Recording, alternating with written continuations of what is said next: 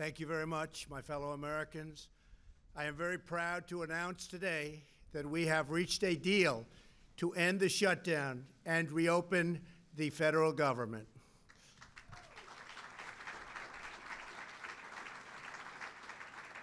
As everyone knows, I have a very powerful alternative, but I didn't want to use it at this time. Hopefully it will be unnecessary. I want to thank all of the incredible federal workers and their amazing families who have shown such extraordinary devotion in the face of this recent hardship. You are fantastic people. You are incredible patriots. Many of you have suffered far greater than anyone but your families would know or understand. And not only did you not complain, but in many cases you encouraged me to keep going because you care so much about our country and about its border security. Again, I thank you. All Americans, I thank you. You are very, very special people. I am so proud that you are citizens of our country. When I say make America great again, it could never be done without you. Great people. In a short while, I will sign a bill to open our government for 3 weeks until February 15th. I will make sure that all employees receive their back pay very quickly or as soon as possible. It'll happen fast. I am asking Senate Majority Leader Mitch McConnell to put this proposal on the floor immediately. After 36 days of spirited debate and dialogue, I have seen and heard from enough Democrats and Republicans that they are willing to put partisanship aside, I think, and put the security of the American people first. I do believe they're going to do that. They have said they are for complete border security, and they have finally and fully acknowledged that having barriers, fencing, or walls, or whatever you want to call it, will be an important part of the solution. A bipartisan conference committee of House and Senate lawmakers and leaders will immediately begin reviewing the requests of our Homeland Security experts, and experts they are, and also law enforcement professionals who have worked with us so closely. We want to thank Border Patrol, ICE, and all law enforcement. Been incredible.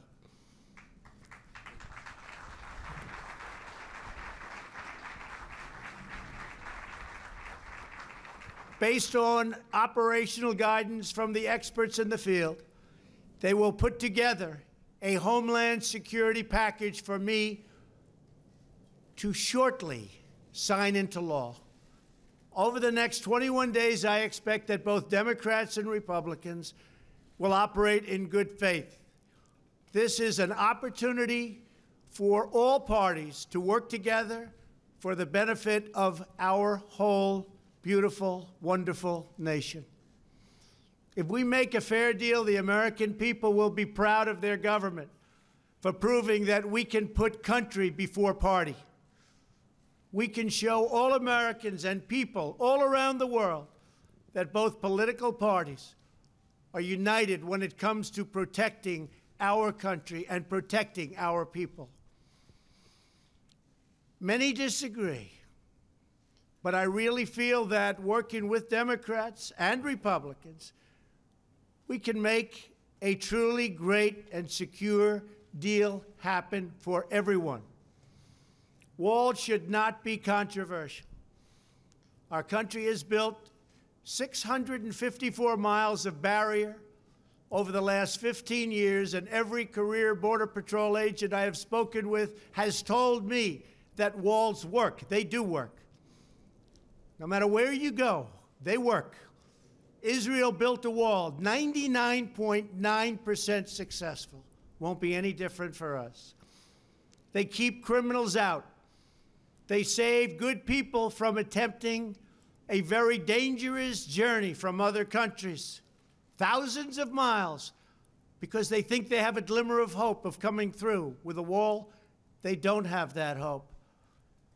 They keep drugs out, and they dramatically increase efficiency by allowing us to patrol far larger areas with far fewer people. It's just common sense. Walls work. That's why most of the Democrats in Congress have voted in the past for bills that include walls and physical barriers and very powerful fences. The walls we are building are not medieval walls. They are smart walls designed to meet the needs of frontline border agents and are operationally effective. These barriers are made of steel, have see-through visibility, which is very important, and are equipped with sensors, monitors, and cutting-edge technology, including state-of-the-art drones. We do not need 2,000 miles of concrete wall from sea to shiny sea. We never did. We never proposed that. We never wanted that, because we have barriers at the border where natural structures are as good as anything that we can build. They're already there. They've been there for millions of years. Our proposed structures will be in predetermined high-risk locations that have been specifically identified by the Border Patrol to stop illicit flows of people and drugs.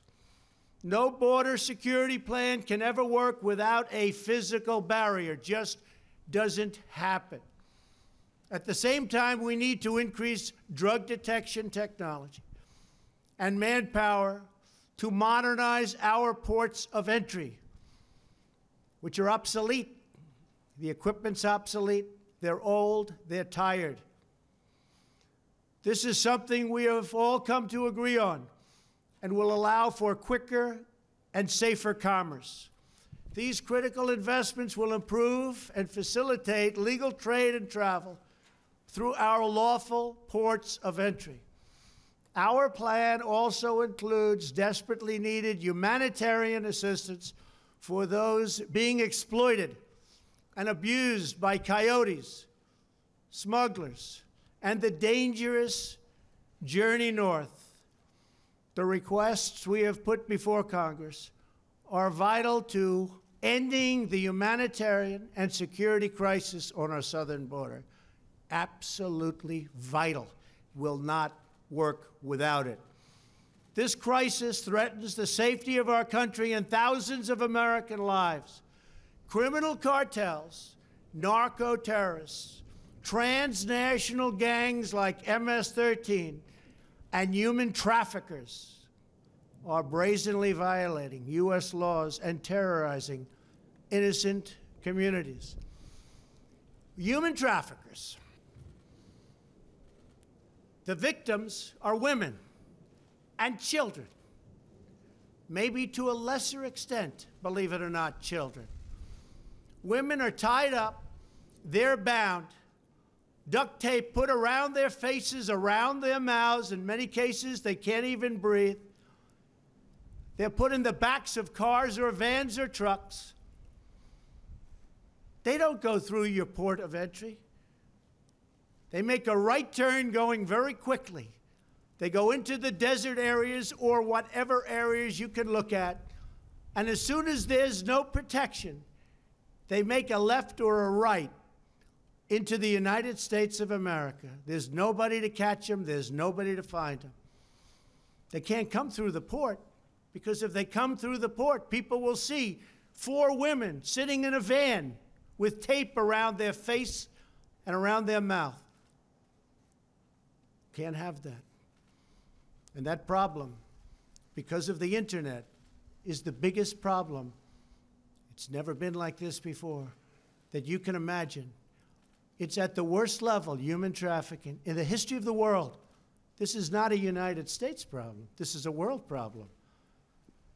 But they come through areas where they have no protection, where they have no steel barriers where they have no walls.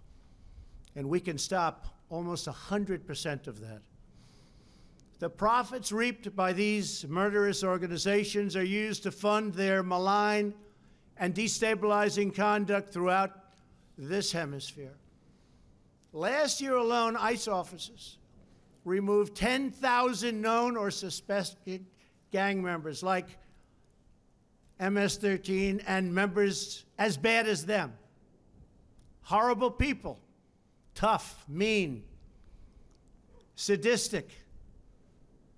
In the last 2 years, ICE officers arrested a total of 266,000 criminal aliens inside of the United States, including those charged or convicted of nearly 100,000 assaults, 30,000 sex crimes, and 4,000 homicides, or as you would call them, violent, vicious killings.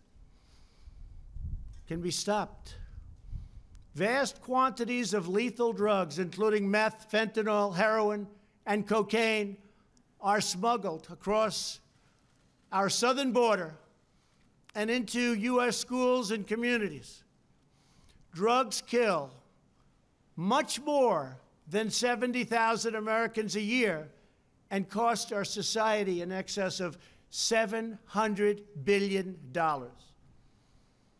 The sheer volume of illegal immigration has overwhelmed federal authorities and stretched our immigration system beyond the breaking point. Nearly 50 migrants a day are being referred for medical assistance. They're very, very sick, making this a health crisis as well. It's a very big health crisis. People have no idea how big it is unless you're there. Our backlog in the immigration courts is now far greater than the 800,000 cases that you've been hearing about over the last couple of years. Think of that, though. 800,000 cases because our laws are obsolete. So obsolete.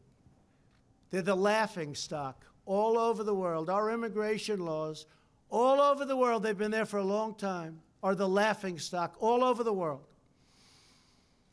We do not have the necessary space or resources to detain, house, vet, screen, and safely process this tremendous influx of people.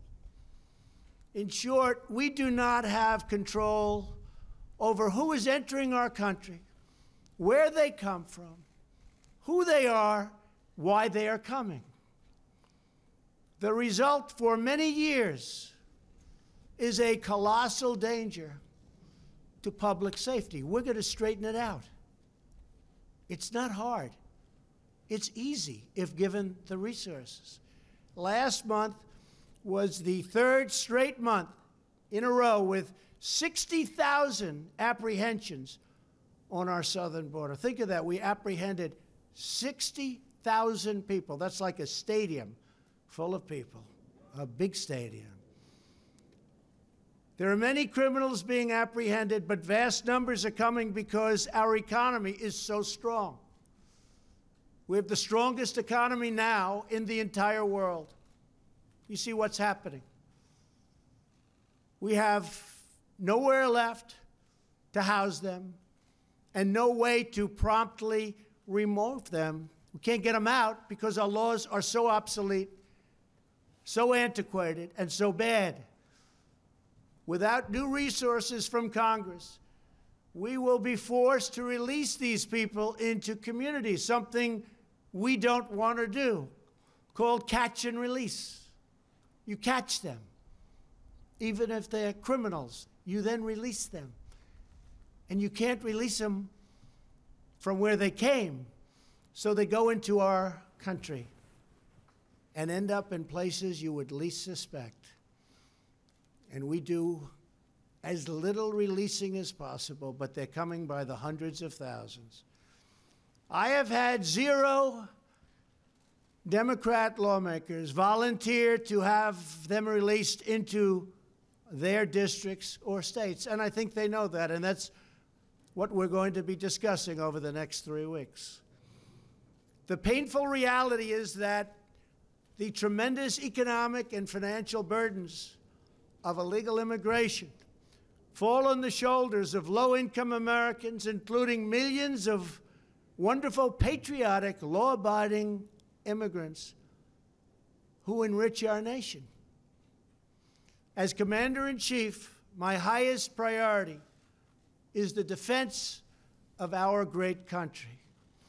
We cannot surrender operational control over the nation's borders to foreign cartels, traffickers, and smugglers. We want future Americans to come to our country legally and through a system based on merit. We need people to come to our country. We have great companies moving back into the United States.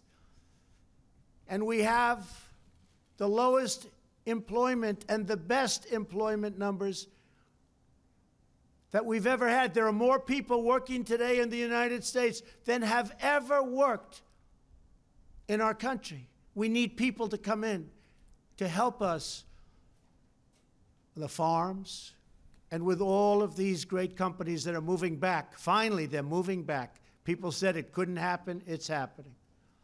And we want them to enjoy the blessings of safety and liberty and the rule of law.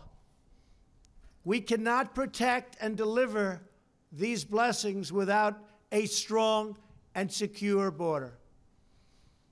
I believe that crime in this country can go down by a massive percentage if we have great security on our southern border.